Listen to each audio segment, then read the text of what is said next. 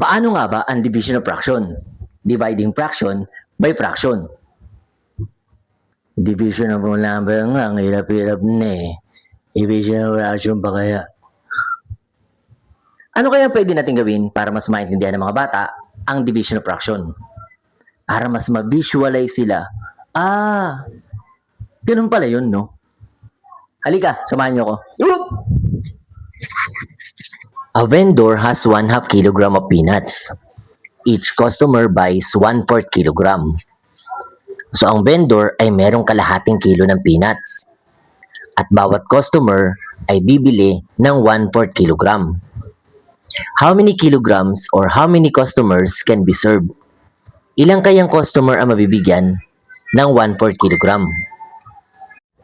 Kung isusulat natin ito sa equation or mathematical equation, ito ay magiging 1/2 divided by 1/4. Sa ngayon, marami tayong mga bata na kapag nakakita ng ganitong equation ay tatama rin ang magsagot, di na alam ang gagawin. So ngayon, sasagutan natin ito sa pamamagitan ng pagdodrawing. Ang una nating gagawin ay idodrawing natin ang 1/2.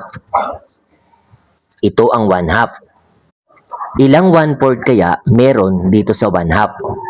So ngayon, magdodrawing naman tayo ng 1/4 para lang ma-visualize natin kung ano bang itsura ng 1/4 at ano ba ang itsura ng 1/2.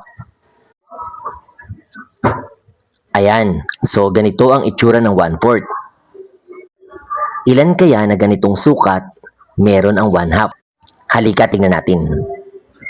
So ililipat ko lang itong 1/4 sa 1/2. Sa tingin nyo, ilang 1/4 meron dito sa 1/2? Merong dalawang 1/4 sa 1/2. So, ibig sabihin, 1/2 divided by 1/4 is equal to 2. So, ilang customer ang mabibigyan ng 1/4 kilogram? Dalawang customer. Maintindihan mo na? Subukan natin isa pa. Ha? Makinig ka. Okay? Madali lang, di ba? Subukan naman natin itong panibagong problem. During the Tanza Town Fiesta, Aling Rosa prepared 3/4 tray of rice cake.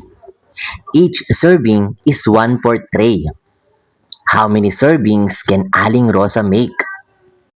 Ilang servings kaya ang magagawa ni Aling Rosa mula sa kanyang ginawang 3/4 tray of rice cake?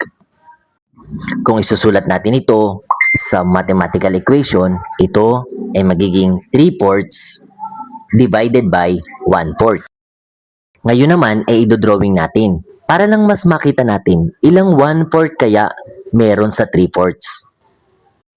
Ayan, so gagawa lang tayo ng rectangle at hahatiin natin ito sa 4. At isi-shade lang natin ay 3 parts. Para lang may representation tayo ng 3/4. Ayan, kung titingnan natin ang drawing na ito, may nakikita na tayo na 1/4. Kayo ba may nakikita ng 1/4? Ayan, so sa 3/4 na yan, ilang 1/4 kaya mayroon? Bilangin nyo nga. 1, 2, 3.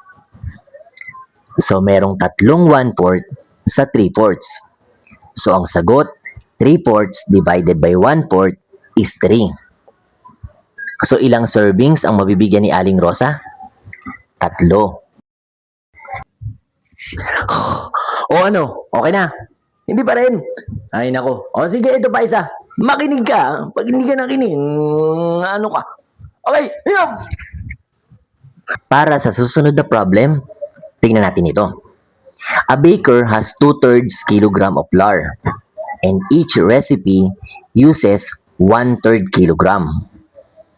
How many recipes can be prepared?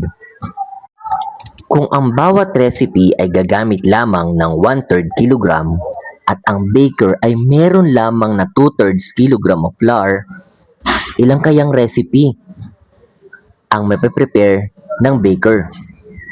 Kung isusulat natin itong muli sa mathematical equation, ito ay magiging 2/3 divided by 1/3.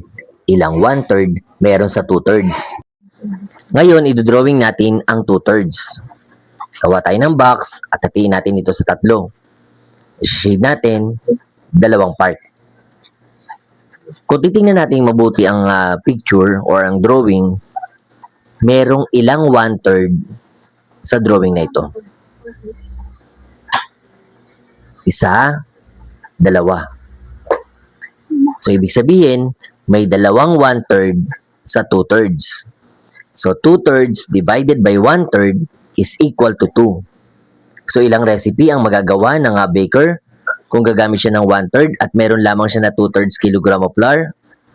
Dalawang recipe. Oh, alam mo na, paano division fraction? Di pa rin. Bahala ka na dyan, di ka nakikinig. Bahala ka dyan.